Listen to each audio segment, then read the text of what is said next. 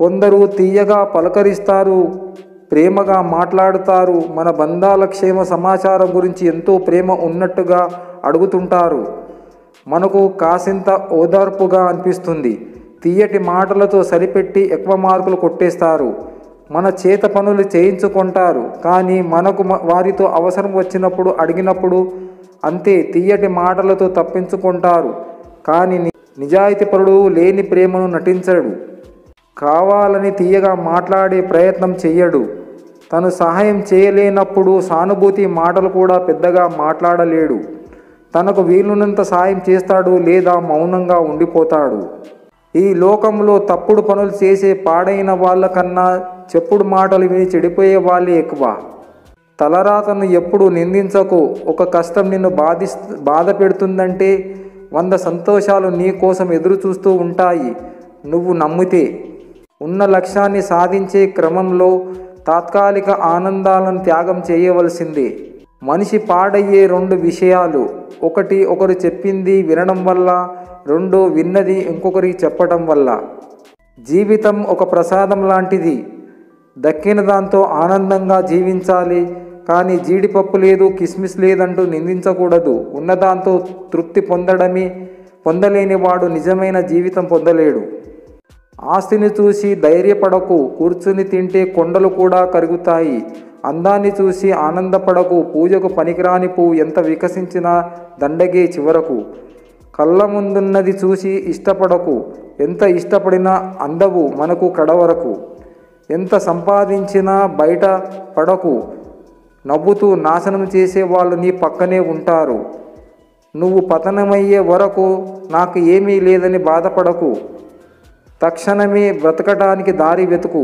జీవితంలో ఎన్ని కష్టాలు వచ్చినా నీలోని ధైర్యాన్ని మాత్రం కోల్పోకు. అద్దం మన ముఖంలో మరకని చూపిస్తే మరకని తుడుచుకుంటాము, కానీ అద్దాన్ని పగలగొట్టం కదా. అలాగే ఎవరైనా మనలోని లోపాన్ని చూపిస్తే దాన్ని సరిదిద్దుకోవాలి, కానీ వారిపై కోపం చూపకూడదు. ఒక చెట్టుకి కాచిన 100 కాయలు ఒకే రుచి కలిగి ఉంటాయి, కానీ ఒక తల్లికి పుట్టిన బిడ్డలందరూ ఒకే గుణం కలిగి ఉండరు. రేపే మరణిస్తానన్న ఆలోచనతో జీవించు. శాశ్వతంగా ఉంటానన్న భావంతో విజ్ఞానాన్ని సంపాదించు. అసూయ అనేది కర్రకు పట్టిన నిప్పు వంటిది. అది ఎవరిలో ఉంటే వారినే కాల్చేస్తుంది మానసికంగా. ఎవరైనా నిన్ను వదులుకొని వారు హాయిగా జీవిస్తున్నారంటే వారు నీతో కలిసి ఉన్నప్పుడు కూడా వారికి నీ మీద ఏమాత్రం ప్రేమ లేదని అర్థం. మనసు, బుద్ధి, ఆలోచన, మాట, మౌనము ఈ పంచాయుధములు జీవితం అనే యుద్ధంలో సరిగ్గా వాడితే మనం ఇంకోలా ఉంటాం. వాటిని వాడుకోవడం తెలియక బంధాలు భారమవుతున్నాయి. మనిషి గొప్పదనం గొప్ప వంశంలో జన్మించడం వల్ల కాదు.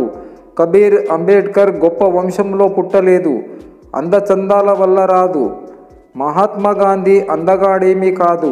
గొప్ప చదువుల వల్ల రాదు. ధీరుభాయ్ అంబానీ పెద్ద పెద్ద చదువులు చదవలేదు. తెలివితేటల వల్ల రాదు. మదర్ తెరేసా గొప్ప, ఆమె తెలివితేటల్లో లేదు. ధన సంపద వల్ల రాదు. వివేకానందుడు ధనమేమి కూడబెట్టలేదు. తోటివాడికి మేలు చేయండి చాలు, అలాంటి గొప్పతనం చిరకాలం నిలుస్తుంది. నోటికి ఇష్టం వచ్చినట్లు మాట్లాడే ముందు ఒకటి గుర్తుపెట్టుకో, మనం మాట్లాడిన మాటలు మనకు గుర్తుండకపోవచ్చు. అవి విన్న వ్యక్తికి ఎప్పటికీ గుర్తుండిపోతాయి. ఎంత అందముండి ఏమి లాభం మంచి మనసు లేనప్పుడు? ఎంత డబ్బుండి ఏమి లాభం మంచి బుద్ధి లేనప్పుడు? ఎంత చదువుండి ఏమి లాభం మంచి సంస్కారం లేనప్పుడు? ఎంత పదవి ఉండి ఏమి లాభం మంచివారు అన్న పేరు తెచ్చుకోలేనప్పుడు? ఎంత ఆస్తి ఉండి ఏమి లాభం నలుగురు నీకు లేనప్పుడు? నువ్వు ఎక్కువ ఇష్టపడే వాళ్ళే నిన్ను ఎక్కువ ఏడిపిస్తారు. అలా అని నువ్వు వాళ్ళని వదలలేవు, వాళ్ళు నిన్ను వదలలేరు. మిమ్మల్ని ఎవరు వేరు చేయలేరు, ఒక్క మృత్యువు తప్ప. గమ్యాన్ని చేరడానికి 2 మార్గాలు. 1 స్వశక్తి, 2 పట్టుదల. ఎదుటి వాళ్ళు నిన్ను నమ్మడం లేదు అని ఆలోచించడం కన్నా ఒకరిని నమ్మించవలసిన అవసరం నాకేంటి అనుకో. నిన్ను నువ్వు గెలిచినట్టే. అర్చకుడికి 10 రూపాయలు ఇస్తే భక్తుడిగా చూశాడు. అదే 10 రూపాయలు బిచ్చగాడికి ఇస్తే దేవుడులా చూశాడు, దండం పెట్టినాడు. విజయాలే లక్ష్యాలు కావు, విలువున్న వ్యక్తిగా ఎదగడము ముఖ్యమే. నీ వెనుక మీ గురించి తప్పుగా మాట్లాడుకునే వారి గురించి ఆలోచించకండి, ఎందుకంటే వారి స్థానం ఎప్పుడూ మీ వెనుకే ఉంటుంది. తెలుసుకో, మనది కానిది మనం తీసుకుంటే మనకు రావలసిన దాన్ని ఆ భగవంతుడు మనకు రానివ్వడు. నిన్ను ఇష్టపడే వాళ్ళను వాడుకోవద్దు. నీ అవసరం ఉన్న వాళ్ళను తప్పించుకొని తిరగవద్దు. నిన్ను నమ్మిన వాళ్ళను మోసము చేయవద్దు. నిన్ను గుర్తుంచుకునే వాళ్ళను మర్చిపోవద్దు. ధనం ఉంటే గుణం లేదు, గుణం ఉంటే ధనము లేదు. ఆప్తుడెవడు, ఆత్మీయుడెవడు, నింద వేయని బంధువెవడు. కష్టం వచ్చినా నష్టం వచ్చినా నీ వెంట నిలబడేవాడే నీ నీడ. గుర్తుంచుకో మిత్రమా, ఒకరిని మనం మోసం చేసినంత మాత్రాన పొందే ఆనందం క్షణికమే. అయినా మరొకరి దగ్గర మనం అంతకంటే ఘోరంగా జీవితాంతం బాధపడేలా మోసపోవచ్చు. అందుకే పెద్దలంటారు, తాడిని తన్నేవాడుంటే వాడి తలను తన్నేవాడు ఇంకొకడు ఉంటాడు అని. ముఖం ముందు ఓ మాట, వెనుకో మాట మాట్లాడే వారి మధ్య సోషల్ డిస్టెన్స్ పాటించాలి. వీరు కరోనా కంటే చాలా ప్రమాదకరమైన వారు. అందం ముఖంలో ఉండదు, సహాయం చేసే మనసులో ఉంటుంది, మాట్లాడే మాటల్లో ఉంటుంది. విషయ పరిజ్ఞానం లేకున్నా కొందరు వివేకవంతులం అన్నట్టు వాదనకు విజిలేస్తుంటారు. అలాంటి వారితో వాదనకు దిగడం కంటే వీలైనంత దూరంగా ఉండటమే మంచిది.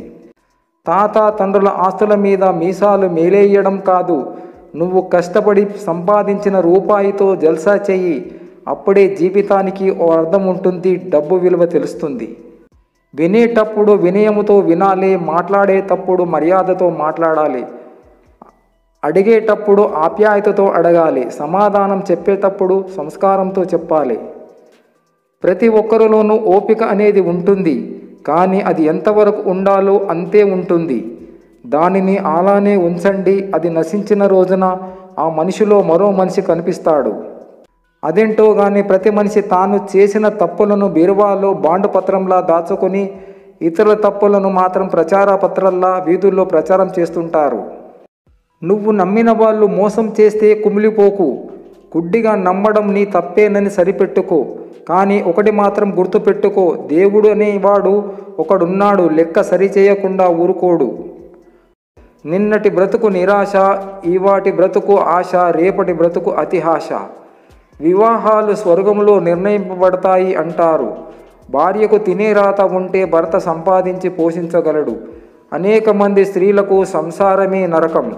మగవాడు శారీరక బలవంతుడు, సమర్థుడు, కానీ మానసికంగా బలహీనత వల్ల వ్యసనాలకు లోనవుతాడు. సుఖపడే రాత పిల్లలకు లేకపోతే తల్లిదండ్రులు దరిద్రాన్ని అనుభవిస్తారు. కుటుంబ పెద్దగా మగవాడి పాపం ఎక్కువ కోపం, అసహనం. ఆవేశాలకు లోనయ్యే స్త్రీ పురుషులు తమ మాటలు చేతల వల్ల కష్టాల పాలవుతారు. మనుషుల ప్రవర్తనపై పెద్దలు చెప్పిన అనుభవాలు. మనం బలంగా ఉన్నప్పుడు మన బంధువులు ఎవరో, మన స్నేహితులు ఎవరో సరిగా అర్థం కారు. మనం బలహీనంగా ఉన్నప్పుడే మన స్నేహితులు, మన బంధువులు మనకు బాగా అర్థమవుతారు. ఎవరితోనూ అత్యంత సన్నిహితంగా ఉండవద్దు, ఎందుకంటే వారి ప్రవర్తనలో ఏ చిన్న మార్పు వచ్చినా అది మిమ్మల్ని బాధిస్తుంది. అలాగే ఎవరితోనూ ప్రతిరోజు మాట్లాడడం అలవాటు చేసుకోవద్దు. ఏ కారణం చేతనైనా వాళ్ళు మాట్లాడడం ఆపితే ఆ బాధను మీరు భరించలేరు. నిన్ను కాదని వదిలి వెళ్ళిన స్నేహం కోసం పదే పదే వెనక్కి తిరిగి చూడకు. నిన్ను కావాలని కోరి వచ్చిన స్నేహాన్ని మాత్రం వెనుదిరిగి పంపకు.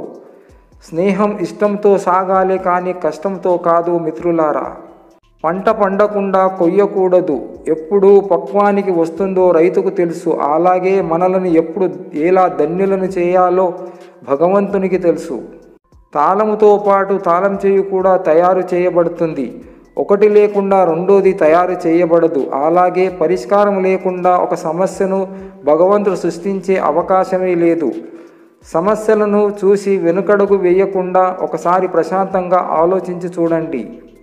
జీవితంలో ఎవరికి శాశ్వతం కాదు. ఉన్నంతకాలం ఎదుటివారికి పంచిన ప్రేమాభిమానే శాశ్వతం. ఎన్ని నీళ్లు పోసినా ఎడారిలో మొక్కలు పెంచలేము. ఎన్ని జన్మలెత్తినా ఎంత సేవ చేసినా తల్లిదండ్రుల రుణం తీర్చుకోలేము. ఆయుష్ దేవుడు ఇస్తాడు, తల్లి జన్మని ఇస్తుంది. నీ తలరాత రాసుకునే అవకాశం నీకే ఉంది. అంతేకాని నీ చేతకానితనాన్ని దేవుడు రాసిన రాత అని మాత్రం అనకు. ధర్మం వైపు నిలబడే దర్భ కూడా బ్రహ్మాస్త్రం అవుతుంది. సమాజంలో మార్పు ఎందుకు రాదంటే పేదవారికి ధైర్యం లేక, మధ్యతరగతి వారికి సహాయం లేక, ధనవంతులకు అవసరం లేక. నమ్మకాన్ని సృష్టించలేము, అలాగే నమ్మకాన్ని నాశనము చేయలేము. కేవలం ఒక నమ్మకం నుండి మరో నమ్మకం వైపు మనుషులను మరలించగలం అంతే. చిల్లి గవ్వ లేకున్నా కానీ నమ్మకం అనేది ఉండాలి. ఎందుకంటే కొందరు డబ్బుంటే ఏదైనా చేయొచ్చు అనుకుంటారు, కానీ డబ్బు కంటే నమ్మకం చాలా విలువైనదని కొందరి పిచ్చోళ్లకు తెలియదు. ఏదో ఒకనాటికి తరిగిపోయే అందం, ఐశ్వర్యం కన్నా చిరకాలం నిలిచి ఉండే శివ సాన్నిధ్యం మిన్న. ఆనందం అయిన వారితో పంచుకోవాలి, నవ్వడం నలుగురిలో ఉన్నప్పుడు నేర్చుకోవాలి, పట్టింపులు 10 మందిలో ఉన్నప్పుడు మర్చిపోవాలి, కన్నీళ్ళు కష్టాలలో ఉన్నప్పుడు ఓర్చుకోవాలి.